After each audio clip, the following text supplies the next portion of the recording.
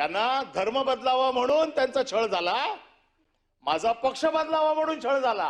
संभाजी महाराजांचा विचार वारसा जर कोणी चालवला असेल तर छावा बघा, मला पण बघा.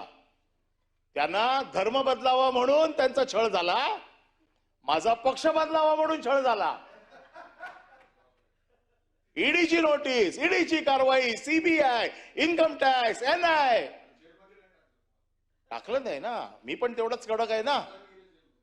ते राऊत साहेब गेले, ते थोडे कच्चे निघाले, मी तुम्हाला पुरून उरलो.